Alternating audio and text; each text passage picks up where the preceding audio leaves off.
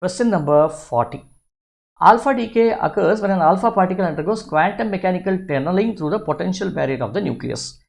Three quantities involved in alpha emission from a particular nucleus are the height of the potential barrier, radioactivity. So what happens is, in case of an alpha decay set, you have a huge nucleus and a small particle, alpha particle, okay, 2 protons and 2 neutrons combined together, and they start hitting the barrier here, okay, the nuclear, because it has to overcome the nuclear force and finally emits out of it.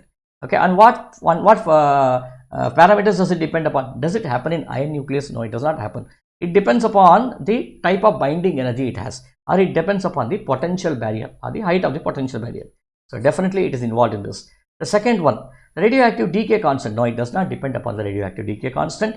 Okay, so this is incorrect. The width of the potential barrier, definitely it depends upon what is the width of it, how long it has to travel inside the potential barrier. So it also depends upon the 3. The probability of alpha tunneling is dependent by these 2 factors.